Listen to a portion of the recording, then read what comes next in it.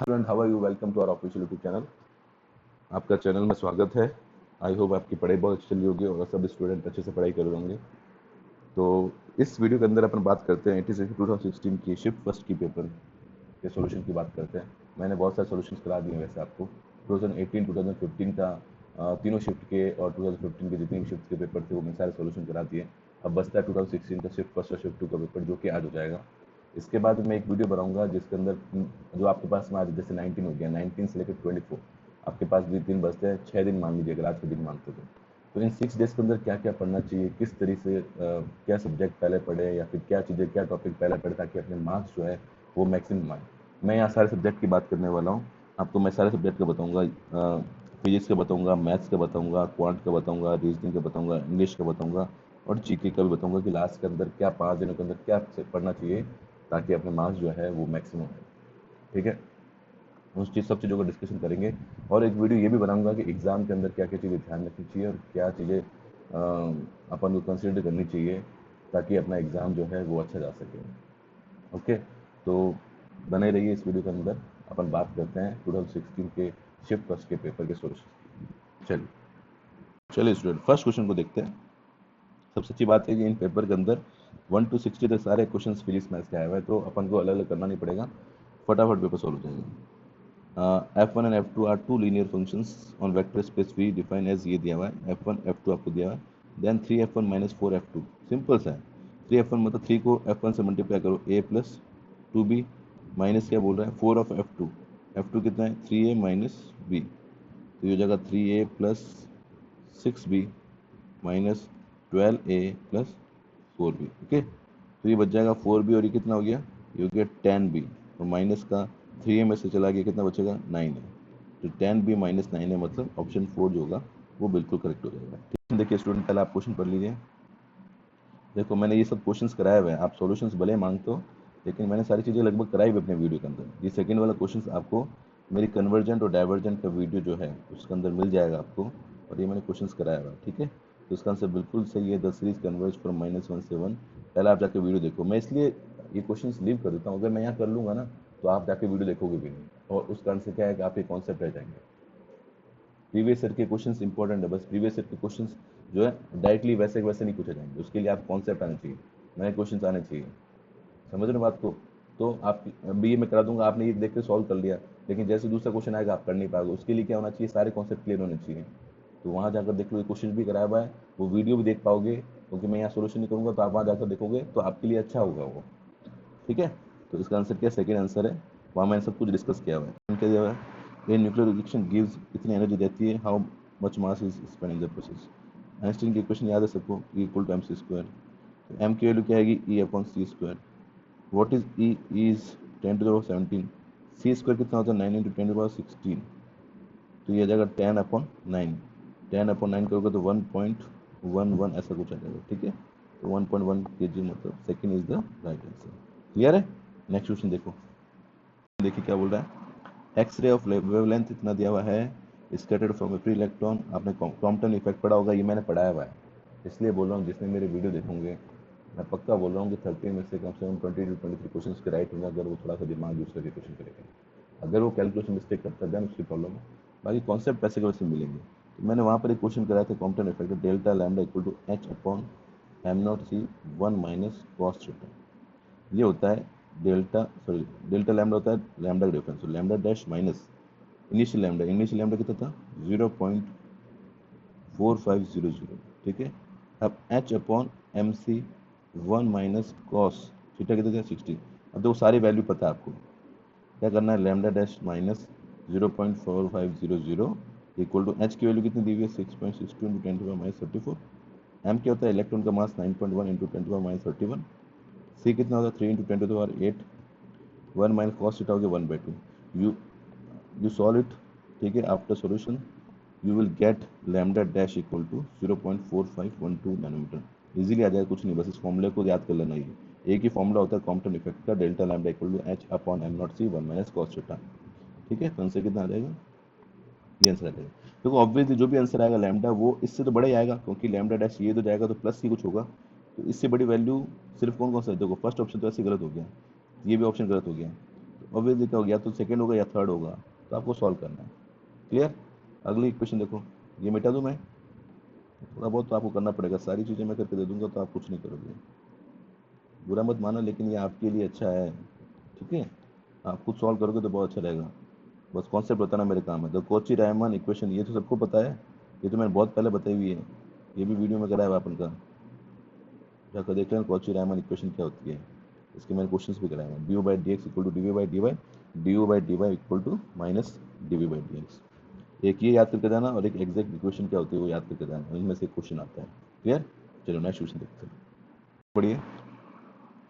बोला an astronaut at rest has a heart rate दी हुई 65 बीट्स पर मिनट, ठीक है, और स्पीड दी हुई आपको 0.6। जैसे आपको स्पीड सी के टर्म में दी हुई तो आपको समझना चाहिए थ्योरी ऑफ रिलेटिविटी ले जाती है। करते हैं अपन, देखो भाई हार्ट बीट कितनी दी हुई स्टूडेंट, ध्यान सुनो, हार्ट बीट दी हुई है 65 बीट्स पर मिनट, ठीक है, हार्ट बीट कितनी दी है 65 पर मिनट दी हुई। तो मुझे एक चीज़ बताओ कि 1 मिनट में 65 बीट्स होती है, तो एक बीट्स में कितना टाइम लगेगा, 1/65, यहाँ तो दिक्कत, ठीक है, 1 बीट्स में कितना टाइम लगेगा, इतना टाइम लगेगा। अब मुझे बताओ टाइम डिलेशन का फॉर्मूला क्या होता है, टी बराबर T naught 1 minus we square upon C square. अब यहाँ से 1 बिट्स के लिए टाइम निकाल दो, वो टाइम कितना है 1/65, ये टी नॉट हो गया, ये 1/65 root of 1 minus we square, V की स्क्वायर कितना 0.6 सी का स्क्वायर अपॉन सी स्क्वायर। उसको आप सॉल्व करोगे तो कितना आएगा 1/65, और इसको आप सॉल्व करोगे तो आएगा 0.8 सी, कितना आएगा 0.8 सी, तो मैं यहाँ 0.8 सी लिख दूँ, ये आपका आ गया टाइम टी। आगे बात सुनो, अब इसको वापस, ये टाइम है लेकिन अपन को बीट पूछा है, वापस बीट पूछा है, तो हार्ट बीट जो होगा उसको वापस उल्टा करना पड़ेगा। जैसे मैंने यहाँ पर बीट के लिए टाइम निकाला तो 1/65 किया था, वैसे मेरे लिए ये टाइम आया है, तो उसको जस्ट उल्टा कर दोगे तो क्या आ जाएगा 65 मल्टीप्लाई 0.8 कर दोगे तो आपके पास हार्ट बीट आ जाएगी, ठीक है। 65 मल्टीप्लाई 0. यहाँ सी नहीं आएगा, सॉरी, इसको सॉल्व करने पर सी नहीं आएगा, ठीक है। 65 इंटू 0.8 करोगे तो यू विल गेट 52.1, इसका मतलब आंसर क्या हो जाएगा, fourth is the right answer. आगे बात सुनिए, इनवर्सली दिया हुआ टाइम, तो पहले टाइम निकालना पड़ेगा 1 अपॉन करके, टाइम आ गया, फिर आपको T equal T naught root 1 minus we square upon C square निकालना पड़ेगा, फिर वहाँ से टाइम निकालना पड़ेगा, फिर वापस टाइम का रेसिप्रोकल करोगे तो वापस बीट आएगा, सॉरी बीट आएगा, तो बीट जो आ जाएगा वो आ जाएगा 52.1, मतलब अप्रोक्सीमेटली आंसर हो गया 52। क्लियर? ठीक है, यहाँ तक नोट करो, मैं इसको रफ कर देता हूँ। नेक्स्ट क्वेश्चन फिर से मैंने कराया हुआ स्टूडेंट, जाकर अपने वीडियो में चेक करो, ये मैं इसलिए आपको नहीं करा रहा हूँ, अगर मैं यहाँ कराऊंगा तो आप वहाँ जाकर नहीं देखोगे, वहाँ जाकर जरूर देखो, मैं चाहता हूँ कि वो देखोगे तभी आपके एग्जाम क्वेश्चन राइट होंगे, वहाँ मैं नहीं कराया हुआ क्वेश्चन, वहाँ जाकर सॉल्व करना, ठीक है। ये मैंने कराया हुआ टेस्ट कराया हुआ कोची का, if L equal 0 the series neither converge not diverge, ये सब चीज़ें कराई हुई है। 8th वाला क्वेश्चन देखो, 8th क्वेश्चन क्या बोल रहा है, a helium neon laser emits radiations red light having कितना दिया हुआ है, पावर दिया हुआ, हाउ मेनी फोटॉन्स आर, तो फोटॉन्स का फॉर्मूला पता है आपको, फोटॉन्स का n equal to P lambda upon H C होता है, ये मैंने फोटो इलेक्ट्रिक इफेक्ट में बहुत अच्छा समझाया है, ठीक है। अगर आपने वीडियो ढंग से देखोगे सारे क्वेश्चन ऐसे हो जाएंगे, n equal to P lambda, देखो लैम्डा दिया हुआ है, पी दिया हुआ है, लैम्डा दिया हुआ है, पी दिया हुआ है, एच की वैल्यू पता होती है, सी की वैल्यू पता होती है, निकाल सकते हो, तो सीधा सॉल्व कर लो। पी की वैल्यू कितनी है, पी की 0.5 माइक्रो, तो 10 के पावर -3 से मल्टीप्लाई करना पड़ेगा। लैम्डा कितना दिया हुआ है 632.8 इंटू 10 टू पावर -9, एच की वैल्यू कितनी होती है 6.62 10 टू पावर -34, और सी होता है आपका 3 इंटू 10 टू पावर 8। इसको सॉल्व करना, you will get your answer. Clear? तो ये फॉर्मूला याद रखना, n equal to P lambda upon H C होता है। आगे बात समझ में, चलो अगला क्वेश्चन देखते हैं। देखिए अब स्टूडेंट, जैसे ये थ्योरेटिकल क्वेश्चन होते हैं, ये थ्योरेटिकल क्वेश्चन आपको याद ही होने चाहिए, इसका कोई इलाज नहीं है, इसलिए मैं बोल रहा हूँ फिजिक्स के अंदर जितने ज़्यादा थ्योरी पढ़ोगे, डेटा भी याद कर जाओ, 1-2 क्वेश्चन डेटा के भी आते हैं। जैसे इसने पूछ लिया था क्यूरी टेम्परेचर ऑफ आयरन, तो क्यूरी टेम्परेचर पता होना चाहिए क्या होता है, मैंने पिछले वाले वीडियो के अंदर आपको क्यूरी टेम्परेचर बताया था। तो ये क्या है, अब याद करने का 1043 के होता है, अगर आपको याद है तो आप कर पाओगे, ठीक है। क्यूरी टेम्परेचर क्या होता है, उस ऐसा टेम्परेचर जिसके ऊपर फेरोमैग्नेटिक जो होता है वो पैरामैग्नेटिक तक बिहेव करता है, तो उसको बोलते हैं क्यूरी टेम्परेचर। उसका एक फॉर्मूला था एक्स बराबर C/T, ये होता है मैग्नेटाइजिंग एबिलिटी होती है, वो टेम्परेचर के साथ में क्या होती है, इन्वर्स रिपोर्ट होती है, मतलब टेम्परेचर बढ़ेगा तो मैग्नेटाइजिंग पावर जो होती है वो कम होती है। आगे बात सुनना, trapezoidal rule, for the revolution ये दिया हुआ है। ट्रेपेजॉइडल का मैंने पढ़ा हुआ है, न्यूमेरिकल मेथड देख लेना, गेट के न्यूमेरिकल मेथड बताया हुआ है मैंने, प्लेलिस्ट में जाकर चेक करना, वहाँ पर लिखा हुआ है ATC गेट न्यूमेरिकल मेथड, वहाँ पर जितने भी वीडियो सारे देख लेना। चलना कम से कम 2-3 क्वेश्चन तो मिनिमम आएंगे, ज़्यादा भी आ सकते हैं, तो अच्छे से जाकर वीडियो देख लेना, ठीक है। अगला क्वेश्चन देखो, द पॉइंटिंग वेक्टर ऑफ, देखो पॉइंटिंग वेक्टर का याद रखना, S बराबर S0, अभी दिया हुआ है sine square omega T minus K x, ऐसे करके होता है, तो उसको कंपेयर करना पड़ता है। जैसे यहाँ पर के की वैल्यू कितनी है, के की वैल्यू है 8 रेडियन पर मिनट।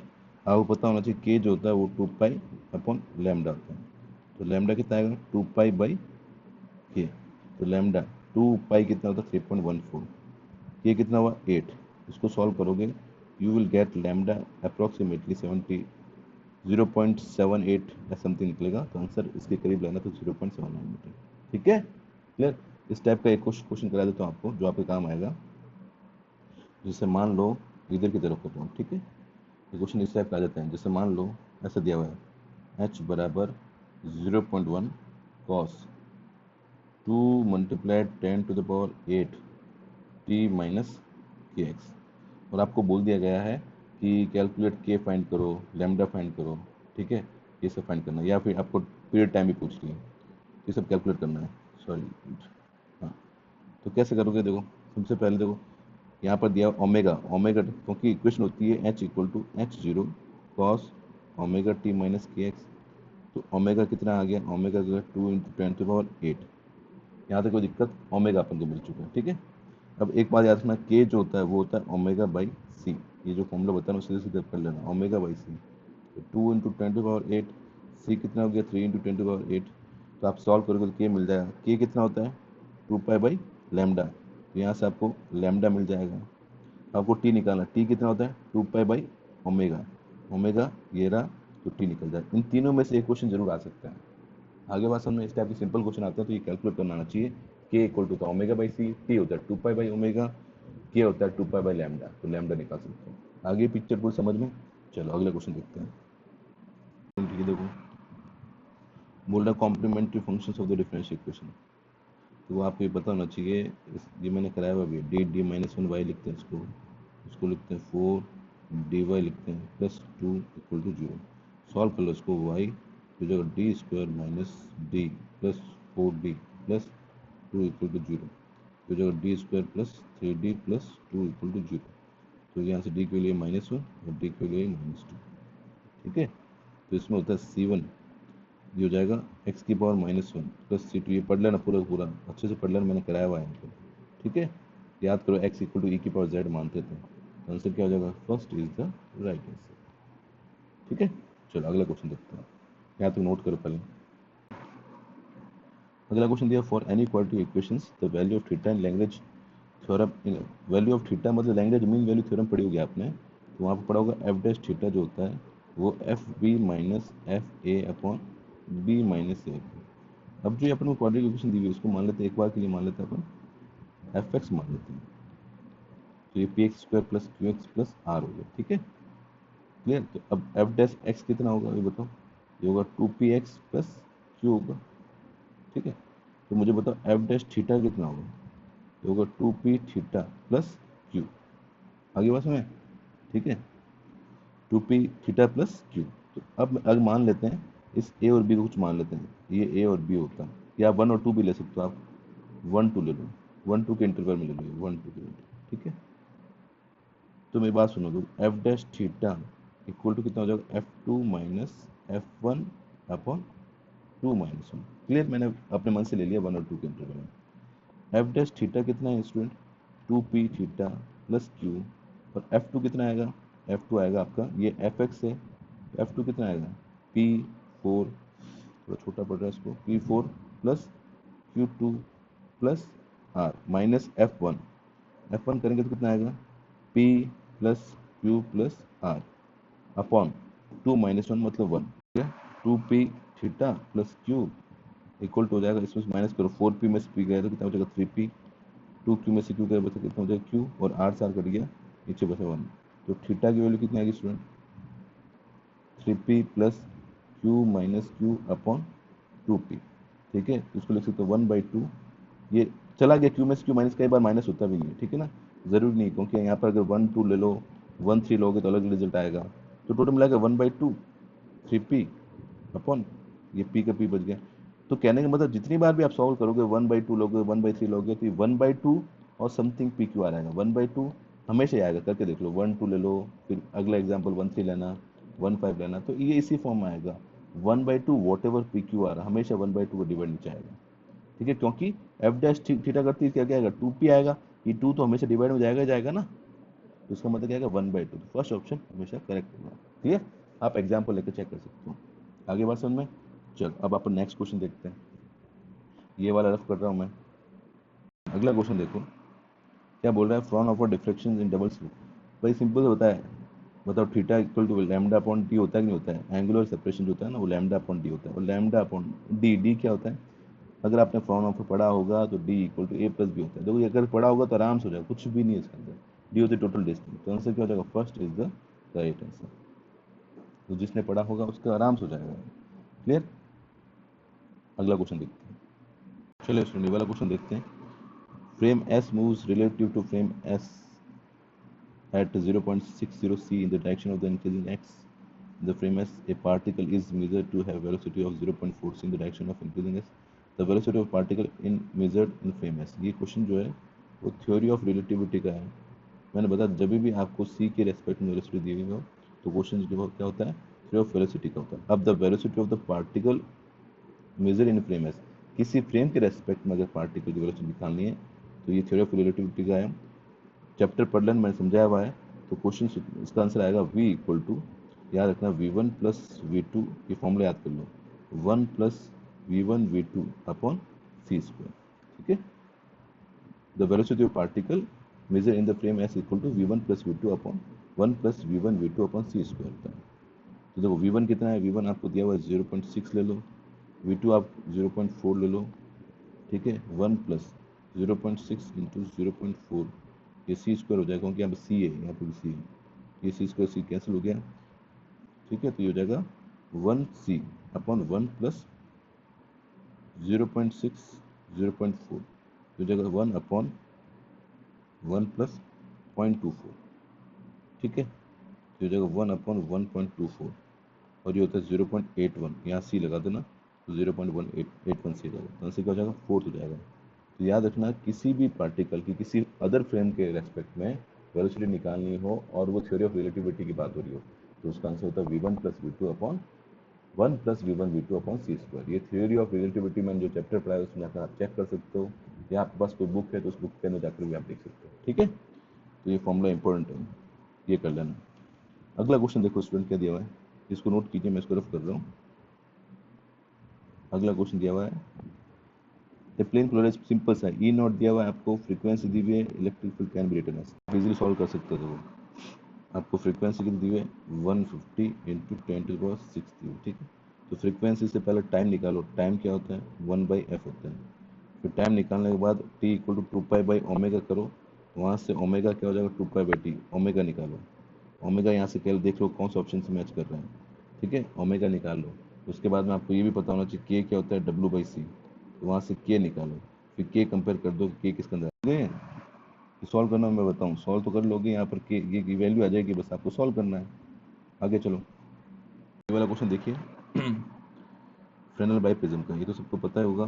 तो ये होता है बीटा बराबर D lambda 2a mu minus 1 into alpha. Alpha कितना दिया 1 डिग्री, इसको रेडियन में कन्वर्ट कर लो 1 इंटू पाई अपॉन 180। बीटा बराबर डी जो होता है वो कंप्लीट डिस्टेंस होती है, तो डी कितना हो जाएगा, ये 20 प्लस 100 तो 120। लैम्डा आपको कितना दिया 5890 एंगस्ट्रॉम है, तो उसको चेंज कर दो 10⁻1। 2a क्या होती है, a हो जाएगा आपको 20 centimetre, distance between the source and biprism क्या होती है a, तो 2a कितना होगा 20 इंटू 10⁻2 कर देना, इसको आप मीटर में चेंज कर देना, ठीक है। म्यू माइनस 1 तो 1.5 माइनस 1 मल्टीप्लाई कितना अल्फा, अल्फा की वैल्यू कितनी है पाई अपॉन 180। इस सबको पूरा सॉल्व करना है, कैलकुलेट करो, बीटा की वैल्यू ये आ जाएगी। क्लियर, कॉन्सेप्ट में बता दिए, सॉल्व आपको करना है, एग्जाम में भी सॉल्व आपको ही करना पड़ेगा, तो यहीं से प्रैक्टिस करना स्टार्ट करो। Second, the order of conversation और न्यूटन नेप्सन मेथड कराया हुआ है, सेकंड ऑर्डर, ये सब चीज़ें मैंने कराई हुई है, जाकर वीडियो चेक कर लेना। क्लियर हो जाएगी। Which among the following expression is not true, true कौन सा नहीं है आपको बताया हुआ, मैंने लिमिट जब कराई थी आपको, तो limit n tending to infinity 3n + 2n+1, इसका आंसर 3 आएगा। इनका रेशियो क्या होता है, हाईएस्ट पावर का रेशियो क्या तो लिमिट होता है, जबकि यहाँ 1 दिया हुआ है, तो ये क्या हो जाएगा, गलत हो जाएगा, मतलब अपन को नॉट ट्रू देखना, तो आंसर क्या हो जाएगा, 4th is the right answer. ठीक है, चलो नेक्स्ट क्वेश्चन देखते हैं। ये क्वेश्चन देखते हैं स्टूडेंट, क्या दिया हुआ है, what is the minimum X ray wavelength produce, इसे बताया हुआ मैंने आपको, आपने फॉर्मूला पढ़ा होगा लैम्डा इक्वल टू h/p, उसको अपन कर सकते हैं h equal to 2m multiply के ई जो होता है वो आपका होता है ई इंटू वी ए, तो ये h/√2m इंटू क्यू, या ई भी लिख सकते हो, एक ही बात है। ठीक है, अब बात कर रहा है यहाँ पर किसकी, इलेक्ट्रॉन की बात कर रहा है, तो ठीक है, h की वैल्यू पता है आपको, यहाँ हो जाएगा मास of electron, charge of electron, V A stopping potential कितने दिया हुआ है, ठीक है, यहाँ पर रख दो 50,000 रख दो, उसको सॉल्व कर लो, ये आपका आंसर मिल जाएगा। क्लियर, ठीक है, अगला क्वेश्चन देखिए, the value of F3 from the following table using the language formula, ये बहुत बड़ा क्वेश्चन है, एग्जाम आए तो आप लास्ट में करना जब आपके पास टाइम बचे, तो ये लैंग्वेज इंटरपोलेशन पर बेस्ड क्वेश्चन है, मैं बता देता हूँ आपको कैसे करना है। ठीक है, लेकिन इसमें क्या कैलकुलेशन बहुत भारी पड़ती है, तो आपको x और fx दिया हुआ है, तो अगर आपने लैंग्वेज इंटरपोलेशन मेथड पढ़ा हो, तो मैंने वहाँ पर आपको बताया था कि y इक्वल टू fx, और ये होता है x minus x1, x minus x2, x minus x3, x minus x4, नीचे क्या आ जाएगा, नीचे आ जाता है आपका x0 minus x1, x0 minus x2, x0 minus x3, x0 minus x4, ये होता है यहाँ पर y0। अब ये ऐसे ही अपन को, क्योंकि यहाँ पर कितने टेबल, ये y0 है, y1, y2, y3, y4, y5, sorry हाँ y5 तक जाएगा। ठीक है, तो ये बहुत बड़ा हो जाएगा सॉल्व करने में, तो इस टाइप के क्वेश्चन लास्ट में करना चाहिए या फिर छोड़ कर देना चाहिए। ठीक है, क्योंकि एक दो क्वेश्चन इतने बड़े बड़े क्वेश्चन आप करोगे तो कम से कम आपका टाइम बहुत ज़्यादा लगेगा, तो अगर आपके पास लास्ट में टाइम बचता है तो उसको लास्ट में करना चाहिए, और अगर आपका कैलकुलेशन बहुत फास्ट है तो आप कर सकते हो, बट मेरे हिसाब से बहुत टाइम लगता है। फिर ये आगे formula x minus x0, x minus x2, फिर x minus x3, x minus x4, यहाँ पर आएगा x minus x1, sorry x1 minus x0 आएगा, फिर आएगा x1 माइनस x2 आएगा, फिर x1 माइनस x3 आएगा, फिर x1 माइनस x4 आएगा, ये आएगा। अब यहाँ पर x क्या हो जाएगा, x हो जाएगा 3, क्योंकि आपको f3 की वैल्यू निकालनी है, तो ये पूरा रखोगे ना तब जाकर आंसर आएगा। देखो और आगे है इसका, ये y0 गया, y1 गया, अब y2 की बारी आएगी, तो ये आई थिंक मैंने आपको फॉर्मूला कराया हुआ है, फिर x माइनस x0 आएगा, फिर x माइनस x1 आएगा, x माइनस फिर x3 आएगा, x माइनस x4 आएगा, नीचे आएगा x2 minus x0, x2 minus x1, फिर x2 माइनस x3, लॉजिक नहीं था इस टाइप इतना बड़ा क्वेश्चन देने का, x2 माइनस x4, फिर ये आ जाएगा y2, अभी ऐसे y3 के फॉर्मूला रखना पड़ेगा, y4, तो इतना बड़ा कैलकुलेशन करके तब आपका आंसर आएगा। ठीक है ना, ये हो गया लैंग्वेज इंटरपोलेशन मेथड, लेकिन ये इतना बड़ा क्वेश्चन था कि आपको आप आराम से मान के चलिए 3 से 4 मिनट आपको लगेगा। अब थोड़ा दिमाग लगा कर अपने ऐसे कर सकते थे अगर तुक्का मानना होता, क्योंकि इतना बड़ा फॉर्मूला तो सबको पता होगा। अब इसमें अगर आप सॉल्व करोगे तो आपको मान के चलना 3-4 मिनट 5 मिनट का जाएंगे। तो मैथ्स के अंदर ऐसा होता है कि कोई भी पेपर के अंदर फुल में से फुल मार्क्स प्रैक्टिकली लाने नहीं होते।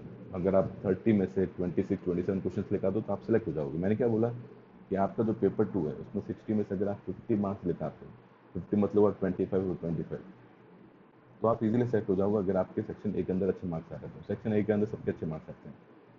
कोई स्टूडेंट सोचा कि मेरे को 60 में 60 मार्क्स लाने, तो वो पॉसिबल नहीं होते। 2-3 क्वेश्चन वो ऐसे डालते हैं ताकि आपका बहुत टाइम वेस्ट हो, तो ये क्वेश्चन छोड़ने के होते हैं। 1-2 क्वेश्चन ऐसे होते हैं जो बिल्कुल छोड़ने को, इतनी बड़ी कैलकुलेशन कौन करेगा। अब आपको अगर तुक्का लगाना तो आप बोल सर ये 2 है, ये 4 है, 2 15 आ रहा है, 4 ये 5 आ रहा है, तो सर इसका ये निकाल सकते हैं, मीट निकाल लो। मतलब ये तो तुक्का है एक तरह से, मतलब कि हाँ सर 10 के अप्रॉक्सीमेट 10 11, लेकिन ये अगर आपको एग्जैक्टली रिजल्ट चाहिए तो एग्जैक्ट रिजल्ट आपको इसी से निकलना है। ठीक है, ये पूरा फॉर्मूला लिखना पड़ेगा, फिर सॉल्व करना पड़ेगा, एक्स की वैल्यू 3 रखनी पड़ेगी, तब जाकर आपका आंसर आएगा। क्लियर, ठीक है, नेक्स्ट क्वेश्चन देखो, अगला क्वेश्चन देखते हैं। क्वेश्चन फर्स्ट देखिए 22 वाला देखिए क्या बोल रहा है, इसमें से कौन कौन से करेक्ट होगा। ठीक है, सबसे पहला rank of S T equal to rank S equal to rank T, हमेशा करेक्ट है नहीं, क्योंकि rank S T, rank S और रैंक टी तो ये तीनों बराबर हो जाए। आप कोई भी एस लेकर देखो, मान लो आपने एस लिया है यहाँ पर, 1 2 3 ले लो, 6 5 2 ले लो या 4 ले लो, 2 1 9 ले लो, कोई मैट्रिक्स ले लो और टी भी कोई ले लो। अब ये खुद चेक करो, ऐसे क्वेश्चन जिसके अंदर ऐसे जनरल क्वेश्चन दिया होता है उसके अंदर आप मैट्रिक्स ले सकते हो, आप मैट्रिक्स लेके सॉल्व करो। तो मैं ये बताऊंगा, तरीका बताऊंगा कि कैसे पेपर को अटेंड किया जाता है। जो जनरल क्वेश्चन होता है उसके अंदर एग्जाम्पल लेकर सॉल्व किया जाता है। ऐसा आपने एक मैट्रिक्स ले ली, टी आपने एक मैट्रिक्स ले ली, जैसा वो बोलते हैं वैसे ले लो। क्या वो आ रहा है कि नहीं आ रहा है? बिल्कुल नहीं आएगा, आप चेक करके देख लेना। Second option, rank S T equal to rank S if T is non singular. आप चेक करके देखना, रैंक एक एस मैट्रिक्स लेना, एक टी लेना, टी जो लेना ना वो नॉन सिंगुलर लेना। तो आप एस टी करोगे तो रैंक एस के बराबर आ रहा होगा, ठीक है। आप ये चेक करना, एग्जाम्पल एक चेक करना, तो सीधी आंसर आ जाएगा आपका ऑमलेट। तो आप खुद कर लोगे। जब भी ऐसे क्वेश्चन आते हैं जिसकी प्रॉपर्टी आपको याद नहीं है, तो आप एस और टी अपने मन से ले लो और जो क्वेश्चन बोला उसके अकॉर्डिंग ले लो। जैसे टी नॉन सिंगुलर बोल रहा है तो नॉन सिंगुलर को मैट्रिक्स ले लो। नॉन सिंगुलर क्या होता है? कोई भी मैट्रिक्स जिसका डिटरमिनेंट जीरो नहीं होना चाहिए, वो लेकर चेक कर लो, ये आंसर आ जाएगा आपका। तो जब भी इस टाइप के क्वेश्चन आए, जैसे कुछ P X square plus Q X plus R दे दिया, तो आप पी क्यू आर की वैल्यू पुटअप करके एक जनरल सोल्यूशन निकाल लें, तो आपको पता चल जाएगा कि यार कौन कौन सा ऑप्शन राइट है। मैं बताऊंगा, तरीका बताऊंगा, जब मैं ये बताऊंगा लास्ट में आपको, आज के दिन में वीडियो बताऊंगा किस तरह के क्वेश्चन अटेंड किया जाता है, जनरल क्वेश्चन किस तरह से अटेंड किया जाता है। समझ रहे बात को? तो प्रॉपर्टी याद नहीं की जाती, याद ही नहीं करना, आप एग्जाम्पल लेके सॉल्व करो, क्योंकि अगर वो प्रॉपर्टी उस एग्जाम्पल लगेगी तो ऑब्वियसली उस वो एग्जाम्पल भी आपको सारी प्रॉपर्टी बताएंगे। आगे बस में कोई एस और टी लेना, मैट्रिक्स लेना, और ये तीनों ट्राई करना, क्या ये तीनों स्टेटमेंट में कौन सा स्टेटमेंट सही आ रहा है, तो आपको ऐसे पता चल जाएगा कि अच्छा ये होता है, ठीक है। अगला क्वेश्चन देखो क्या बोल रहा है। ए मैग्नेटिक फील्ड दिया हुआ आपको 1.2 टी दिया हुआ है, is applied format, the atoms of the magnetic dipole दिया हुआ है, ठीक है। At what temperature will the mean transitional kinetic energy, जो काइनेटिक एनर्जी होती है, अगर आपने पढ़ा आउट बोल्ट्जमैन 3/2 kT, ठीक है। ये काइनेटिक एनर्जी मैग्नेटिक फील्ड में हो जाती है twice of m cross p, 3/2 kT, ठीक है। अब क्या क्या दिया हुआ है? अब देखो सब कुछ दिया हुआ है आपको। आपको बोल्ट्जमैन कांस्टेंट दिया हुआ है, आपको मैग्नेटिक फील्ड दिया हुआ है, बस सिंपल सा 2। m कितना दिया हुआ स्टूडेंट? m दिया हुआ है 1.5 इंटू 10⁻⁻23। बी कितना दिया हुआ है? 1.2 Tesla, 1.3/2। What is the value of के? के है 1.38 मल्टीप्लाई 10⁻⁻23 और टी, ठीक है। ये सारे फॉर्मूले याद करके जाना। यहाँ से आप टी की वैल्यू निकालोगे, टेम्परेचर की वैल्यू वो आ जाएगी आपकी 1.7 के। ये फॉर्मूले याद करके जाना। मैग्नेटिक डायपोल काइनेटिक एनर्जी कितनी होती है? 2 MB इक्वल टू 3/2 kT, है ना। तो आंसर कितना आ जाएगा? 4 इज द राइट आंसर। चलो अगला क्वेश्चन देखते हैं। अगला क्वेश्चन देखो, ये तीनों क्वेश्चन एक साथ करते हैं अपन, 24 25 26। देखो ये नीचे लिखा होता है yn+2, इसका मतलब डिफरेंशियल। अगर मैं देखो जब भी आपको n टाइप क्वेश्चन मिले तो n की वैल्यू 1 पुट अप कर दूँ, तो आपको क्या दिया हुआ? y दिया हुआ है साइन इनवर्स x का स्क्वायर। व्हाट इज, ये आपका हो गया y, तो y1 कितना आएगा? y1 मतलब फर्स्ट टाइम डिफरेंस करोगे कितना आएगा? 2 साइन इनवर्स x, और साइन इनवर्स x का होगा √1 - x²। अब ऐसे आप y2 निकालोगे, डिफरेंस अब पाते ही है, y3 निकाल देना। अब जैसे आप n की वैल्यू पुटअप करोगे 1, तो ये इक्वेशन आएगी 1 - x² y3 plus sorry minus 2, n की वैल्यू 1 पुट की तो 2n+1, फिर क्या आएगा? y2 - 1, बस इसके अंदर n की वैल्यू पुट करना। और आपने जो y1 y2 y3 निकाला है, इसमें पुटअप करके देखना, अगर वो सेटिस्फाई करता है तो वो आंसर राइट होगा। अगर बात समझ में, या डिफरेंशिएशन कर लोगे ना, तो n की वैल्यू 1 पुटअप करो तो ये इक्वेशन किस फॉर्म में चेंज हो जाएगी? 1 - x² y3 माइनस n की वैल्यू 1 पुट करो तो कितना आएगा? 3xy2 माइनस 1 पुट करो कितना आएगा? y1 equal to 0। y1 y2 y3 आप सॉल्व करके निकाल लेना और सीधा आंसर इसका पुट करना, आपका आंसर आ जाएगा। तो जब भी आपका एन टाइप के क्वेश्चन दिखते हैं, आप एन की वैल्यू 1 2 3 पुट करो अकॉर्डिंग टू क्वेश्चन, ठीक है। हो सकता है 1/n-1 दिया तो वहाँ पर एन की वैल्यू 1 नहीं लेनी। ऐसे कुछ तरीके बताऊंगा आपको जो मैं वीडियो कराना वाला हूँ, ठीक है। तो ये वाला क्वेश्चन हो जाएगा, आपको खुद सॉल्व करना है। सारे क्वेश्चन बेसिकली आपसे सॉल्व करा रहा हूँ, बस कॉन्सेप्ट बता रहा हूँ, ठीक है। अब मैं बहुत से स्टूडेंट कमेंट करेंगे कि सर आप खुद सॉल्व कीजिए। देखो मैं तो सॉल्व कर लूँगा, लेकिन एग्ज़ाम में आपको सॉल्व करना है, ठीक है। तो जितना मुझे वो तरीका सही भी नहीं लगता है कि मैं सब चीज़ें करके दूँ, आपसे कराऊंगा, बस कॉन्सेप्ट बताऊंगा। ये दिया हुआ है एक्स वाई जेड दिया हुआ है, the vector which one of the following is correct. बिल्कुल सिंपल है, ये ऑप्शन उठाओ 2x - y equal to z। X कितना है स्टूडेंट बताओ? एक्स है 3 2 -1, माइनस वाई कितना है? वाई आपका 2 4 1 इक्वल टू जेड आ रहा है, जेड कितना है?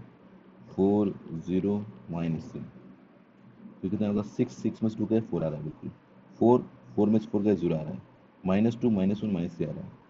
अब ये आंसर बिल्कुल फोर्स इस तरीके से आप कर सकते हो। अब आप बोलोगे सर हमको कैसे पता चलेगा ये राइट होगा? आपको तो करना पड़ेगा ना। मैं यहाँ 4 ऑप्शन देखूंगा तो आपका टाइम वेस्ट होगा। तो कॉन्सेप्ट बता रहा हूँ कि इस तरीके से क्वेश्चन अटेंड होता है। तो आंसर क्या हो गया? फोर्थ आंसर हो गया। अगला क्वेश्चन देखो, a rocket ship is 100 centimetre length, ठीक है, what a flight observe is that, ठीक है, 75 the velocity of the rocket slip is. Simple से आपने पढ़ा होगा length contraction 1 minus v² upon c²। तो यहाँ पर जो वेलोसिटी आंसर दिया हुआ है वो c की टर्म में दिया हुआ है। 10⁸ मतलब c क्यूब। इसका मतलब थ्योरी ऑफ रिलेटिविटी लगने वाली है। चैप्टर पढ़ाया हुआ है, जाकर देख लेना, उससे बाहर कुछ भी नहीं जाएगा। ये मैंने कराया था LT बराबर L0। टी छोटी वाली लेंथ यहाँ पर आएगी, ठीक है ना। छोटी वाली लेंथ कितनी है? 75। ये दिया हुआ है 100 ही है ना, हाँ। 1 माइनस v² अपन c²। कैलकुलेट कर लो, कैलकुलेट करके आंसर निकाल लो, आ जाएगा आंसर। सॉल्व आपको करना है 1.98 × 10⁸, ठीक है। अगला क्वेश्चन देखो क्या लिखा हुआ है कि 27, 28, 29 क्वेश्चन करते हैं, 3 क्वेश्चन, ठीक है। The Gauss Seidel method gives result faster when the partial elements are less than the other coefficient, ठीक है। मैंने बताया था यहाँ पर, जैसे मान लो गाउस सीडल मेथड क्या होता है, पीछे वाली वीडियो में बताया था। 3 इक्वेशन दी होती है, उसमें पहला y और z को 0 करते हैं, x की वैल्यू निकालते हैं, फिर x की वैल्यू आगे वाले इक्वेशन रखते हैं और z को 0 करते हैं, y की वैल्यू निकालते हैं। थर्ड इक्वेशन में x और y की वैल्यू मिल चुकी है तो z की वैल्यू निकालते हैं। हमेशा याद रखना कि x निकालने के लिए हमेशा वो इक्वेशन यूज़ करेंगे जिसमें से कोफिशिएंट ज़्यादा होता है। तो इसका मतलब क्या होता है? Larger than other coefficient. अगर आप x की वैल्यू निकाल रहे हो तो z = 5। रिजल्ट फास्टर कब आएगा? तब आप जैसे मान लो 2 इक्वेशन दी हुई है, 5 + 2z = 10 दिया हुआ और आपको बोला x की वैल्यू निकालो, तो आप x की वैल्यू इस इक्वेशन से निकालना, क्योंकि जितना बड़ा कोफिशिएंट होगा आपका रिजल्ट फास्टर आएगा, ठीक है, और रिजल्ट ज़्यादा एक्यूरेट आएगा। तो ये चीज़ याद रखना, larger than other coefficient. Clear? आगे बात समझ में? तो गाउस सीडल मेथड होता क्या है? 3 इक्वेशन दी होती है, तो हमेशा x की वैल्यू निकालने के लिए उस इक्वेशन को यूज़ किया जाता है जिसका कोफिशिएंट बड़ा हो, ठीक है, ताकि रिजल्ट क्या आएगा? फास्टर और एक्यूरेट आएगा। ठीक स्टूडेंट, देखो क्वेश्चन। अब अगला देखो, द बोला quantum mechanical model in the hydrogen atoms, the principal quantum किसे लिखते हैं? n = 4।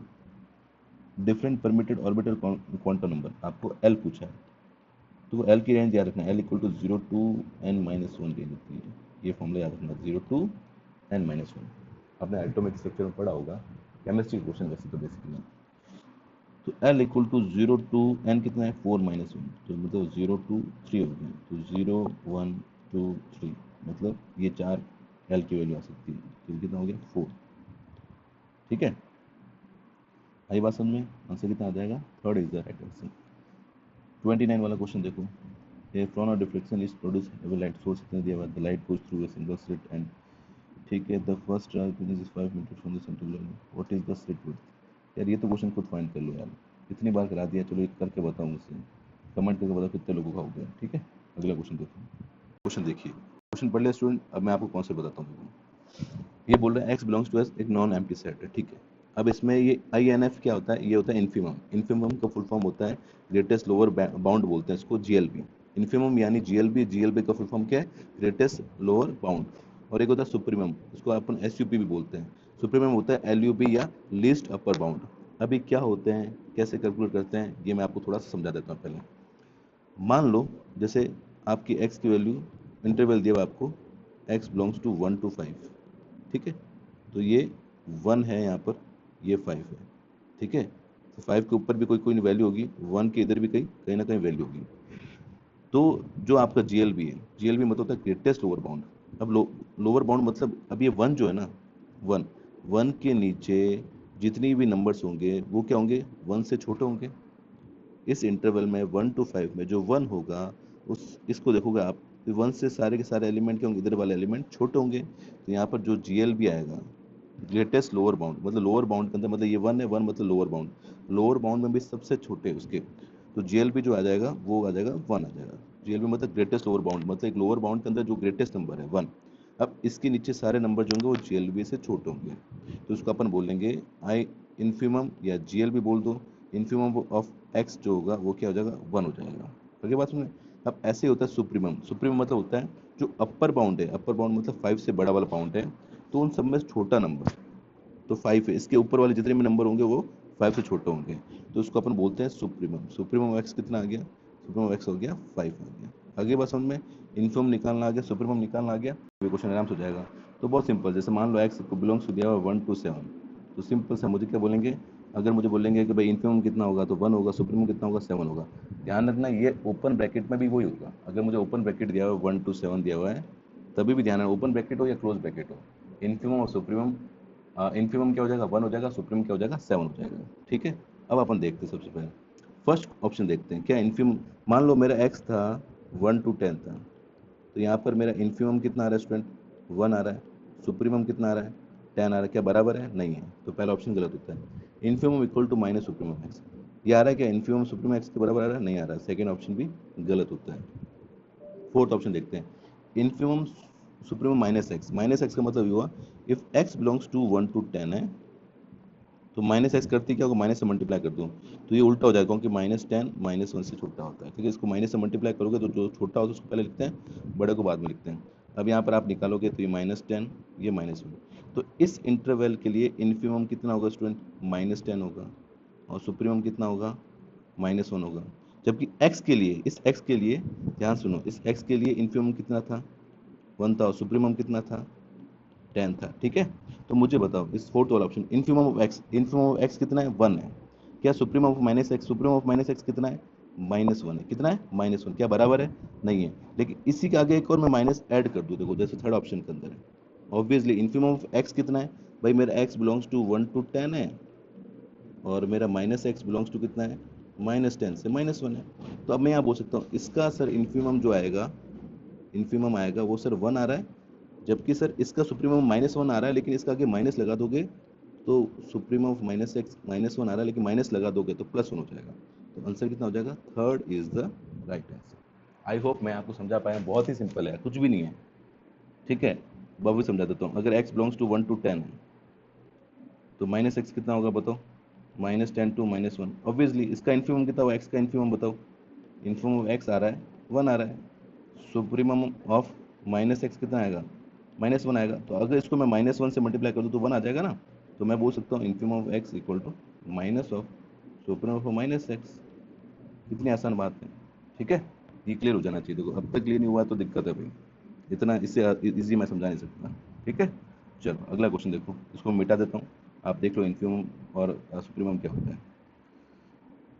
चलो अगला क्वेश्चन देखो, 31 क्या बोल रहा है, A light beam is incident on a metal target with a function, आपको दिया हुआ 5 दिया हुआ, 5 कितना दिया हुआ आपको, 5 दिया हुआ आपको 2.3 इलेक्ट्रोवोल्ट। ठीक है, स्टॉपिंग पोटेंशियल क्या दिया हुआ है 1.3, वोल्टेज आपको दिया हुआ 1.3 वोल्टेज। ठीक है, what is the wavelength of the incident light, हाँ तो देखो सिंपल सा, आपको फोटो इलेक्ट्रिक पढ़ा होगा तो K इक्वल टू 5 + K होता है, तो E इक्वल टू हो जाएगा एच सी अपन लैम्डा, 5 आपको पता है, K होता है EVA, सब कुछ पता है, फोटो इलेक्ट्रिक इफेक्ट का वीडियो देख लेना। अब आपको V की वैल्यू रखनी, E की वैल्यू पता होती है, 5 की पता होती है, H की पता है, C की पता है, लैम्डा कैलकुलेट करना, आंसर आ जाएगा 345 नैनोमीटर। ठीक है, अगला क्वेश्चन देखो, the differential equation of fx + 2fx y + 4fy, ये लिख लो, देखो afx + bfxy + cfyy plus dash dash equal to 0, ये इक्वेशन होती है सेकेंड ऑर्डर डिफरेंशियल इक्वेशन। तो ध्यान सुन लेना, थोड़ा सा उसको रफ कर लेता हूँ, पहले इक्वेशन लिख लो, 1 सेकेंड। हाँ तो देखिए, ये इक्वेशन लिख लीजिए, इक्वल टू 0,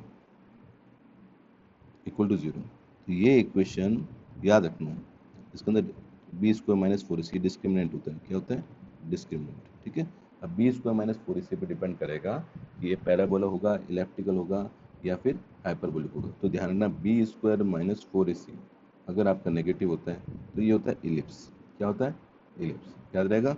अगर b² - 4ac ये आपका 0 होता है तो ये होता है पैराबोला, और थर्ड अगर ये b² - 4ac ग्रेटर देन 0 होगा तो ये होगा हाइपरबोला। ये तीनों याद करके जाना, मोस्ट इंपॉर्टेंट है।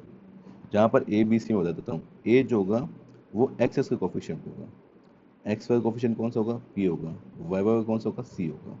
आगे बात समझ में, इस क्वेश्चन के अंदर मुझे बताओ ए कितना है, ए आपका 1 है, देखो यहाँ पर 1 है, 1 दिया हुआ है, बी आपका कितना है, बी आपका 2 है, सी आपका कितना है 4 है। तो मुझे बताओ b² - 4ac कितना आएगा, ये आएगा B square 4 minus 4 into 4 which is negative, minus वाला नेगेटिव, और नेगेटिव आता तो क्या होता है, क्या होता है, इलिप्स होता है। तो आंसर क्या आ जाएगा, second option is the correct answer.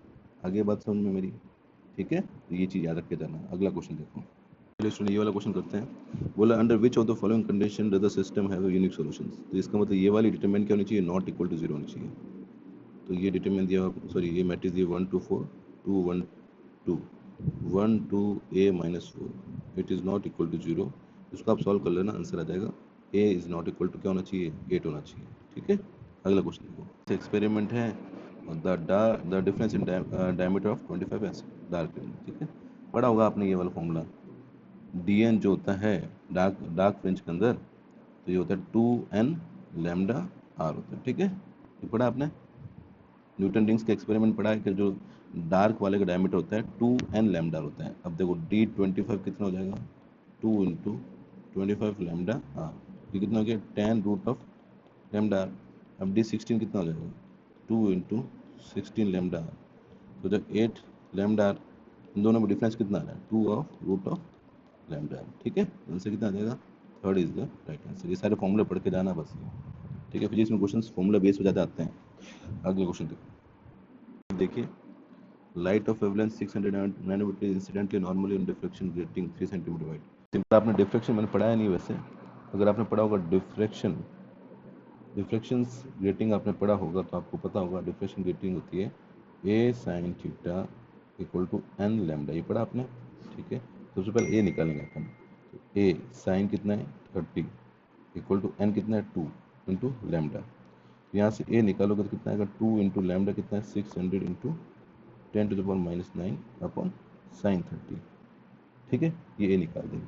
तो जो ए होता है स्टूडेंट, ए होता है आपका डी बाई एन, जो डी जो होता है ये होता है, ये डिफ्रेक्शन ग्रेटिंग होता है। तो ए कितना होता है 3 सेंटीमीटर, 3 इंटू 10 टू द -2, और एन होता है नंबर ऑफ लेंस। तो यहाँ पर ये रख देंगे ए की जगह 3 into 10 to the power -2 upon N equal to, ये हो जाएगा साइन 30 वहाँ जाएगा तो ये 4 बन जाएगा, 4 इंटू इतना हो जाएगा 10 टू द -9। ठीक है, तो n कितना आ जाएगा स्टूडेंट 3 इंटू 10 टू द -2 और 4 इंटू 600 मल्टीप्लाई 10 टू द -9। इसको आप कैलकुलेट कर लो, आपका आंसर आ जाएगा 12500। क्लियर, ठीक है, चलो अगला क्वेश्चन देखते हैं। The solution of the differential equation, यहाँ dx और dx के बारे में सबसे पहले थोड़ा सा चेंज कर लेना, यहाँ dy होगा यहाँ dx होगा। ये तो आप कर लोगे, डिफरेंशियल इक्वेशन का नॉर्मल सा क्वेश्चन है। आप ऐसे भी कर सकते हो, तो इसका डिफरेंशिएशन कर लो तो ये आपको मिल जाएगा। ठीक है, यहाँ से निकालो dy बाई डी एक्स और यहाँ से भी निकालो, दोनों इक्वेट आने चाहिए। तो ऐसे क्वेश्चन को इस तरीके से करोगे। अगर आप बाई मेथड करोगे तो 2 मिनट लगेगा, लेकिन अगर आप 4 ऑप्शन में से अगर आपकी डिफरेंशियल स्पीड अच्छी है, डिफरेंशियल करने की स्पीड अच्छी है, तो आप ऑप्शन का डिफरेंशियल करो और सीधे सीधे उसको चेक कर लो, आपका आंसर आ जाएगा। ठीक है, अगला क्वेश्चन, जो क्वेश्चन है ये आपका स्टूडेंट क्वेश्चन है। ये पहला क्वेश्चन तो आपको मैंने कराया हुआ है नोट्स के अंदर, मेरे वीडियो के अंदर ये आपको मिल जाएगा। आपको अच्छी क्वेश्चन देखना, कॉम्प्लेक्स इंटीग्रेशन ये सब कराया हुआ है मैंने, वहाँ पर जाकर देखना, आपको मिल जाएगा। तो ये आंसर बी राइट है, अगर आपने पढ़ा होगा तो आपको आ भी गया होगा। अगला क्वेश्चन देख लो, the specific rotation of 10% sugar solution is 60 degree. If the length of polarimeter tube containing sugar solution is 20, the plane of polarizations of light is rotated by, मैंने फॉर्मूला पढ़ा होगा ये, S बराबर थीटा अपॉन एल इंटू सी। तो theta जो होता है वो होता है एस इंटू एल इंटू सी। ये एल क्या होनी चाहिए, डेसीमीटर होनी चाहिए। ठीक है, ये फॉर्मूला पढ़ा होगा। तो स्पेसिफिक रोटेशन कितना दिया स्टूडेंट 60 डिग्री, एल 20 में दी, उसको डेसीमीटर कन्वर्ट करोगे कितना आएगा 2। ठीक है, और सी कितना दिया 10%, मतलब 10 अपॉन 100 हो जाएगा। तो ये इतना आ जाएगा स्टूडेंट 1200 अपॉन 100, तो कट जाएगा, तो यहाँ से आ जाएगा 12 डिग्री। ये बार बार क्वेश्चन आ रहा है, तो हर साल ये क्वेश्चन आ रहा है, तो इस फॉर्मूले को जरूर जाकर देखना। स्पेसिफिक रोटेशन होता है थीटा अपॉन एल इंटू सी। ठीक है, और एल आपको याद रखनी है कि डेसीमीटर में ही लेनी है। क्लियर, अगला क्वेश्चन देखते हैं। बोल रहा the moment of an electron is measure, ये अनसर्टेनिटी दी हुई है, तो delta X into delta P ये होता है एच अपॉन 2 पढ़ा होगा हाइजेनबर्ग। ठीक है, delta X multiply delta P कितना दिया 2.4 into 10 to the power -21, H की वैल्यू कितनी थी 6.62 10 टू द पावर -34, 2 पाई कितना दिया 3. अब स्टूडेंट गलती कहाँ करेंगे, इसको ले लेंगे, ये तो फालतू, ये कुछ नहीं दिया है आपको, अनसर्टेनिटी से मतलब होना चाहिए। तो ये हाइजेनबर्ग का प्रिंसिपल होता है। यहाँ से आप डेल्टा एक्स फाइंड करोगे you will get your answer 4.40 10 to the power -6। Calculation आपको करनी है ताकि आपको याद रहे। ओके, चलिए नेक्स्ट क्वेश्चन देखते हैं। फिर अगला क्वेश्चन देखिए क्या बोल रहा है, the relative mass of proton giving इतना एनर्जी। ठीक है, हाँ तो बस मास क्या होता है, M naught root of 1 minus we square upon C square. जब भी वेलोसिटी जो लाइट के रेस्पेक्ट में दी हुई हो तो आप ऐसे कैलकुलेट कर सकते हैं। आपको मास दिया हुआ प्रोटॉन का फॉर्मूला में रखना, आपका आंसर आ जाएगा सेकंड। ठीक है, अगला क्वेश्चन देखो, वी की वैल्यू रख दोगे, सी की वैल्यू रख दोगे, निकाल लेना। ठीक है, two parallel plates of a capacitor are equal and opposite charge of magnitude दिया हुआ है, the space between the plates। ठीक है, if the electric field is the dielectric is इतना, what is the dielectric constant। इसका formula बहुत simple question है, आपने पढ़ा होगा, E बराबर सिग्मा अपॉन एप्सिलॉन नॉट। अगर तुमने डायलैक्ट्रिक डाल दिया, डायलैक्ट्रिक क्या होता है, के सिग्मा अपॉन एप्सिलॉन नॉट हो जाएगा। के सिग्मा क्या होता है, Q by area into epsilon naught. ये इक्वल टू आ गया के Q upon A epsilon naught. के क्यू निकालने तो के कितना आ जाएगा, E multiply A epsilon naught upon Q. सब कुछ आपको दिया हुआ है, ई की वैल्यू दी हुई है, ए का वैल्यू दिया हुआ है, एप्सिलॉन की वैल्यू दी हुई है, सी दी हुई है। कैलकुलेट करना, आंसर आ जाएगा 8.4। ठीक है, क्लियर। अगला देखो, अगला क्वेश्चन क्या देगा, पहले क्वेश्चन पढ़ लो, मैं आपको फॉर्मूला बताता हूँ। देखो, डिस्प्लेसमेंट करंट याद रखना, आई डी इक्वल टू होता है area of capacitor multiply epsilon naught और D E by D T. ये फॉर्मूला आप लिख लो। ठीक है, क्लियर। अब देखो एरिया कितना दिया है आपको, 8 इंटू 10⁻²। एप्सिलॉन नॉट कितना होता है, ये हो जाएगा -12 की value. D by D T जो ई दिया हुआ है इसका डिफरेंशिएट करो। देखो स्टूडेंट, इसको डिफरेंशिएट करोगे तो ये पार्ट तो हो जाएगा 0 और टी का हो जाएगा 1। तो कितना आएगा ये 8.4 इंटू 10⁻5। ठीक है, तो 8 मल्टीप्लाई 8.85 मल्टीप्लाई 8.4, ये हो जाएगा 10⁻⁹। जब आप इसको मल्टीप्लाई करेंगे तो 595 इंटू 10⁻⁹ आ रहा होगा। इसको वापस पॉइंट में कन्वर्ट करेंगे तो 5.95 इंटू 10⁻⁻7 आ जाएगा। ठीक है, तो आंसर क्या हो जाएगा, third is the right answer. अगला देखिए क्वेश्चन, देखिए ये triangle of maximum area inscribed in circular properties. Obviously equilateral triangle होता है, ये तो आपने 12th क्लास में पढ़ा होगा। ये मेरे ख्याल से आपको आता होगा, मेरे मैक्सिमम मिनिमा के वीडियो में जाकर देख लेना, ये आपको मिल जाएगा। ठीक है, क्लियर। अगला देखो, if A is a square matrix of order of N then inverse A -1 exist. Inverse कब एग्जिस्ट करेगा, जब उसका डिटरमिनेंट क्या होना चाहिए, नॉट इक्वल टू 0 होना चाहिए। अगर आइगन वैल्यू के बारे में पढ़ा होगा तो आप जैसे सपोज ये एलिमेंट है, तो आपको पता होना चाहिए कि आइगन वैल्यू का अगर आप प्रोडक्ट करते हो तो वो क्या होता है, डिटरमिनेंट की वैल्यू होती है। अब अगर एक आइगन वैल्यू अगर 0 हो जाए, क्योंकि आइगन वैल्यू का प्रोडक्ट ही क्या होता है, डिटरमिनेंट होता है। मान लो आइगन वैल्यू λ1 λ2 λ3 है, तो इनका प्रोडक्ट क्या होगा, डिटरमिनेंट होगा। अब सपोज λ1 ही अगर 0 हो जाए तो डिटरमिनेंट कितना हो जाएगा, 0 हो जाएगा, क्योंकि एक 0 होगा तो एक 0 होगा। और अगर 0 हो गया तो इसका ए इनवर्स क्या होगा, पॉसिबल नहीं होगा। इसका मतलब ये हुआ कि 0 इज़ नॉट एन आइन वैल्यू ऑफ ए, मतलब 0 नहीं होनी चाहिए। अगर 0 होगा तो उसका इनवर्स एग्जिस्ट नहीं करेगा, क्योंकि उसका डिटरमिनेंट 0 हो जाएगा, वो सिंगुलर मैट्रिक्स बन जाएगी, तो उसका ए इनवर्स एग्जिस्ट भी करेगा। आगे बात समझ में, बहुत अच्छा क्वेश्चन है, नोट करो। अगला क्वेश्चन पढ़ो। देखो अगला क्वेश्चन जो मैंने कराया वैसे, अब जिसने सारे वीडियो देखे होंगे उसको पता होगा रॉन्गशंस क्या होता है, ये मैंने बताया था आपको। ठीक है ना, चलो अब वापस बता देता हूँ कि कैसे ये क्वेश्चन करना है, तो ध्यान सुनना। Solving by variations of method y double dash minus 2y plus y equal to E की पावर x लॉग x। ठीक है, तो सबसे पहले क्या करते हैं अपने इसको ऐसे लिखते हैं m square minus 2m plus 1 y। याद आया, ई एक्स लॉग एक्स। सबसे पहले इसका सी एफ निकालो। कैसे निकालोगे सी एफ, इसको 0 करके, तो M square minus 2m plus 1 equal to 0। तो ये हो जाएगा m माइनस 1 का स्क्वायर इक्वल टू 0। तो यहाँ से स्टूडेंट वैल्यू क्या आएगी, m इक्वल टू 1 और m इक्वल टू 1, दोनों सेम वैल्यू आएगी। ठीक है, m इक्वल टू 1 और m इक्वल टू 1 आ जाएगा। सी एफ निकालोगे स्टूडेंट, तो सी एफ आपका आ जाएगा c1 प्लस c2x और e की पावर x। यहाँ तक किसी दिक्कत है तो बोलो। ठीक है, इसको मैं ऐसे भी लिख सकता हूँ, c1 e की power x plus c2 x dx, ये लिख सकता हूँ मैं। आगे बात सुनना, अब ये जो आपका y सी एफ मिला, सी एफ, ये इक्वेशन आ गया c1 x plus c2 x dx। अब आपने रॉन्गशंस का पढ़ा होगा, तो यहाँ पर देखो y1 जो आ जाएगा वो आ जाएगा e की पावर x, ये जो y1 है, और y2 जो आ जाएगा वो आ जाएगा x e की पावर x। सॉल्व करने के बाद जो आपके c1 के बाद जो कोफिशिएंट या c2 के बाद वो क्या होता है y1 y2 था। अब आपको मैंने डोंक्शंस पढ़ाया था, याद हो आपको, तो w इक्वल टू, 1 सेकेंड थोड़ा सा सॉफ्ट रिपीट कर लो। हाँ, w इक्वल टू क्या था ये बताओ student, y1 y2 y1 dash y2 dash. अब डिटरमिनेंट को खोलोगे तो क्या आएगा, y1 y2 dash minus y1 dash y2। ठीक है, ये y1 y2 दिया हुआ है, तो y1 कितना हो गया ex, y2 डैश इसका डिफरेंशियल क्या होगा student, x ex plus ex minus y1 dash ex का ex हो गया, y2 ऐसे कैसे लिख दो x ex। ठीक है, अब यहाँ से जब उसको मल्टीप्लाई कर उसको एक कट जाएगा, और ये एक्स को एक्स करोगे तो क्या आ जाएगा, e की पावर 2x आ जाएगा। तो ये आपका लॉन्ग का आंसर कितना आ गया, इसको वापस बड़ा करता हूँ, ये आंसर आ जाएगा e की पावर 2x। ठीक है, ये लॉन्ग पढ़ लेना, मैंने पढ़ा हुआ है, ये सब चीज़ें मैंने कराई हुई है, आप जाकर वीडियो सारे चेक करना। क्लियर, तो इसका आंसर क्या हो गया, e की पावर 2x। अगला क्वेश्चन देखते हैं। अगला क्वेश्चन देखो स्टूडेंट, द वैल्यू ऑफ 0 से π/2, ये तो मैंने कराया हुआ आपको, बीटा फंक्शंस गामा फंक्शंस, ये जाकर चेक कर लेना, आंसर खुद निकाल कर देखना ये आ रहा है कि नहीं आ रहा है। ठीक है, चीज़ें क्लियर कराई हुई है, वो आपको खुद को करनी है। द फंक्शन एफ, ये क्वेश्चन आपको पता है किसका है, डिफरेंशिएबिलिटी का है। अगर आपने देखो x मॉड x दिया हुआ है, तो यहाँ पर x अगर पॉजिटिव होगा तो उसको मैं क्या लिख सकता हूँ, x मल्टीप्लाई x मतलब x स्क्वायर, और अगर x नेगेटिव होगा तो मॉडुलस x क्या बन जाता है, माइनस, ये भी मैंने कराया हुआ है माइनस एक्स स्क्वायर। और उसका ग्राफ बनाओगे तो उसका ग्राफ इस तरीके से बनेगा, ये हो जाएगा माइनस एक्स स्क्वायर, ये एक्स स्क्वायर, कोई शार्प पॉइंट नहीं आएगा। अगर जिसने मेरी वीडियो देखे होंगे वो क्वेश्चन 1 सेकंड में कर लेगा, ये डिफरेंशिएबल एट द ओरिजिन, क्योंकि यहाँ पर शार्प पॉइंट नहीं आ रहा है।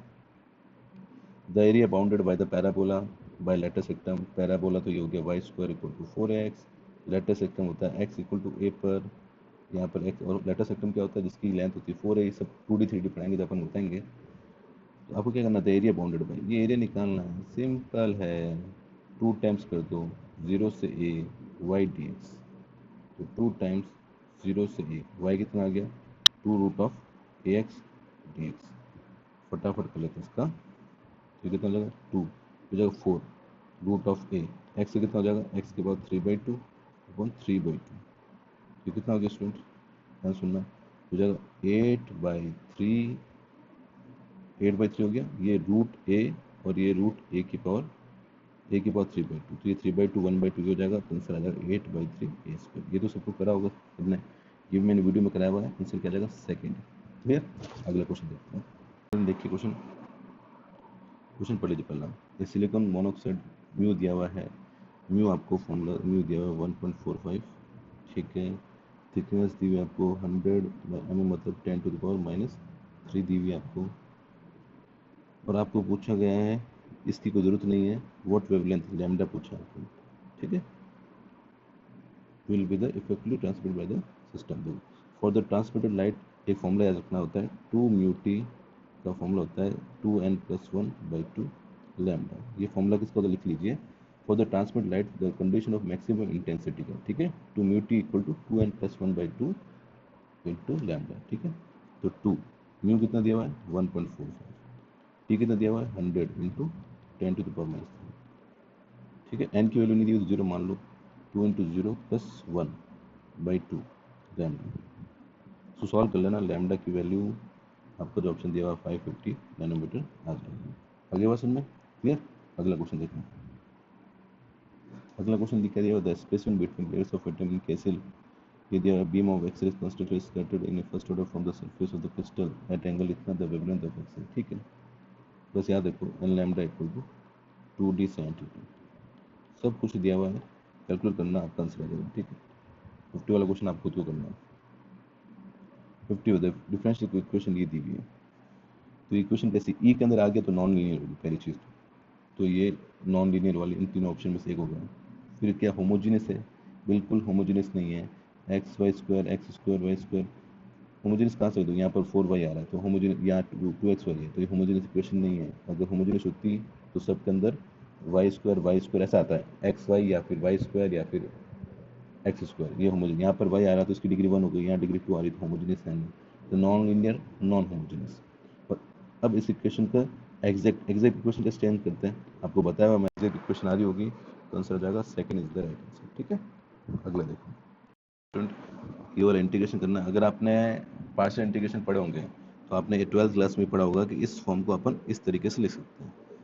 ठीक है, अब यहाँ पर ए बी सी की वैल्यू निकाल लेती है, तो अपने पास क्या आ गया, 1 प्लस एक्स प्लस वन का square X square plus one, इसको इक्वल कर देंगे अपन A upon X plus one plus B upon X plus one का square plus C X plus D upon X square plus one. ठीक है, यहाँ से आप ए बी सी की वैल्यू फाइंड करोगे तो ये वाला जो फॉर्म होगी इस फॉर्म में चेंज हो जाएगी, और फिर उसके बाद बहुत इजीली इसका इंटीग्रेशन हो जाएगा। और ये करके बताना मुझे, अब मेरे स्टूडेंट है तो ये कर ही लेंगे आराम से, इसका कोई हार्ड क्वेश्चन नहीं है, कॉन्सेप्ट मैंने बता दिया है। ठीक है, अगला क्वेश्चन देखो, द सीरीज ये दिया हुआ है। अब मॉडुलस z जो दिया हुआ है 1 से छोटा है, तो मॉडुलस z से 1 छोटा मतलब z की वैल्यू क्या होगी, -1 से 1। कैसे होगी, अल्टरनेटिंग होगी। कैसे होगी, अल्टरनेटिंग। तो सबसे पहले याद कर लेते हैं न्यूटन वाला फॉर्मूला सॉरी लेबनिट्ज वाला रूल लगाते हैं। तो लेबनिट्ज का रूल क्या बोलता है, limit n tending to infinity zn upon n root of n plus 1। तो ये तो जीरो आएगा ही आएगा, तो इसका मतलब सबसे पहले कन्वर्जेंट होगी। अब अपन क्या करेंगे, अब अपन लगाएंगे तो ये कन्वर्जेंट होगी। अब आफ्टर टेकिंग मॉड लेंगे तो आपको पता है क्या टर्म आएगी, ये जेड एन अपॉन दिया हुआ है N root of N plus one. तो अब ये सब चीज़ें आपको मैंने कराई हुई है तो मैं डायरेक्टली कर रहा हूँ। ठीक है ना, तो मैं क्या निकालूंगा, X N upon X N plus one निकालूंगा, तो वो कितना आएगा, Z N upon N root of N plus one, Z N plus one upon यहाँ पर क्या हो जाएगा, N plus one root of N plus two. ये सब स्टूडेंट कराया हुआ, जिसने वीडियो देखे हुए हैं उसको एक बार में क्लियर हो जाएगा। तो सारी चीज़ें बहुत बेसिक से नहीं करूँगा मैं, तो यहाँ से आएगा N plus one root of N plus two upon नीचे क्या बच जाएगा, नीचे बच जाएगा N root of N plus one multiply Z. ठीक है, तो मैंने आपको टेस्ट कराया हुआ है कन्वर्जन डाइवर्जन के, तो सब चीज़ें कराई हुई है, इसलिए मैं फटाफट कर रहा हूँ ये। तो यहाँ पर इसके अंदर लिमिट लगाओगे तो आपका आ जाएगा 1 अपॉन जेड, क्योंकि मॉडुलस जेड जो है 1 से छोटा है तो इसकी वैल्यू जो आएगी वो ग्रेटर देन 1 आएगी। और ग्रेटर देन 1 आती है तो याद रखो मैंने बताया था, लेस देन 1 आती है तो डाइवर्जेंट होता है, ग्रेटर देन 1 आती है तो कन्वर्जेंट होता है। तो पहले भी कन्वर्जेंट था, आफ्टर टेकिंग मॉड वापस कन्वर्जेंट आ रहा है, तो इसका मतलब कैसा हो जाएगा, एब्सोल्यूट कन्वर्जेंट हो जाएगा। तो यूनिफॉर्म एंड एब्सोल्यूट कन्वर्जेंट। ठीक है, ये सब चीज़ें मैंने कराई हुई है, अगर जिसने वीडियो देखा होगा उसको क्लियर हो गया होगा। अगला क्वेश्चन, एक्स रे वेवलेंथ इतना दिया हुआ है, फॉर्मटेन इफेक्ट, ये आप खुद करेंगे। फॉर्मूला लगाना, delta lambda equal to H upon M naught C one minus cos theta. ये सॉल्व करके मुझे बताना आंसर आया कि नहीं आया। सारी चीज़ें मैंने कराई हुई है, बस आपको देखना है, सॉल्व करना है। ठीक है, अगला क्वेश्चन देख लो।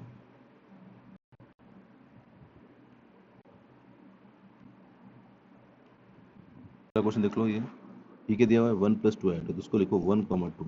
अगला वाला क्या दिया, 4 माइनस 2, इसको लिखो 4 माइनस 2। थर्ड क्या लिखा, 1 माइनस, इसको लिखो 1 माइनस 6। अब एक ट्रायंगल बना दो, 1,2 4 माइनस 2 1 माइनस 6। अब इसके अंदर आइसोसेलेंट ट्रायंगल है, तो आप चेक कर सकते हो, क्या कर सकते हो, इनकी बीच की डिस्टेंस निकालो, इसकी बीच की डिस्टेंस निकालो, इसकी बीच की डिस्टेंस निकालो। अगर दो डिस्टेंस सेम आ रही है, एक डिस्टेंस सेम नहीं आ रही, तो क्या हो जाएगा, ये आइसोसेलेंट ट्रायंगल हो जाएगा। ये तो बहुत ईजी क्वेश्चन है, ये सारे क्वेश्चन कर सकते हो। राइट एंगल आएगा तो राइट एंगल की प्रॉपर्टी बता आपको, इक्वल ट्रायंगल होता है तो तीनों लेंथ सेम होती है। चीज़ें क्लियर है, अगला देखो। An electron TV tube as speed दी हुई है, what is the de Broglie wavelength. ठीक है, आपको स्पीड दी हुई है, तो lambda equal to H upon p होता है, h upon m into v. Mass of electron पता है, वी आपको दिया हुआ है, कैलकुलेट लैम्डा। ठीक है, अगला question, according to Einstein predictions in the measure value of the quantities that depends on the relative motion of the frame of reference में, मास लेंथ और टाइम तीनों के तीनों डिपेंड करते हैं। ठीक है, क्योंकि मैंने मास का फॉर्मूला बताया हुआ है, लेंथ कॉन्ट्रैक्शन का फॉर्मूला बताया हुआ आपको, और टाइम का भी बताया हुआ है ना, m equal to m naught 1 minus we square upon C square, l बराबर l zero root 1 minus we square c square, time dilation होता है t naught upon 1 minus we square c square. ये तीनों चीज़ें बताई हुई है, इन तीनों चीज़ों पर डिपेंड करता है। ठीक है, अगला क्वेश्चन करते हैं अपन, क्वेश्चन देखते हैं। इसमें क्या करना, देखो दिया हुआ अपन को R sine theta D R D theta find करो। ठीक है, लिमिट लगा दो यहाँ पर 0 से पाई, क्योंकि इसका ग्राफ कुछ इस तरीके से बनता है स्टूडेंट। ठीक है, 0 से pi r sine theta, r sine theta D R D theta. यहाँ पर एक और लिमिट आ जाएगी 0 से आर, आर कितना है, ए वन माइनस कॉस। ठीक है, तो सबसे पहले आर डी आर का इंटीग्रेशन करोगे तो आएगा आर स्क्वायर बाई 2 और इसके अंदर ये वाली लिमिट रखनी है आपको। तो इंटीग्रेशन 0 से पाई, यहाँ पर रखना 0 से a 1 minus cos theta D theta. आगे बात समझ में, ये साइन थीटा यहाँ कैसे कैसे पड़ा है, जैसे इसमें रखोगे तो ये आएगा ए स्क्वायर 1 माइनस कॉस थीटा का square sine theta divide by 2 D theta integration 0 से पाई। अब क्या करोगे, कॉस थीटा को मान लो t, तो minus sign theta D theta कितना हो जाएगा डी टी, लिमिट चेंज कर लो 0 तो 1 माइनस 1 ए स्क्वायर, या फिर 1 माइनस कॉस थीटा को t मान लो तो ये plus sign theta D theta हो जाएगा। ठीक है, यहाँ पर थीटा इक्वल टू जब 0 होगा तो इसकी लिमिट 0 आएगी, तो ये हो जाएगा 2। ऐसे भी कर सकते हो। ठीक है, तो हो जाएगा T square D T divide by 2, ये ए स्क्वायर बाई 2 हो जाएगा टी क्यू बाई 3 लिमिट 0 से 2, तो ये हो गया ए स्क्वायर बाई 2 हो जाएगा 2 रखेंगे तो 8 बाई 3, तो ये हो गया 4 ए स्क्वायर बाई 3। तो फाइनल आंसर आ गया आपका ए ऑप्शन करेक्ट हो जाएगा। ठीक है, अगला क्वेश्चन क्या लिखा हुआ, when light from a single point passes through its calcite it often to depend। ठीक है, which of the two images formed with light that has been polarized by double reflections। ये देखो थ्योरेटिकल क्वेश्चन है, अगर आपने पढ़ा होगा तो आप कर लोगे, इसमें कुछ समझाने वाली बात नहीं है। An electron whose rest mass is moving with the speed of a, what is the kinetic energy।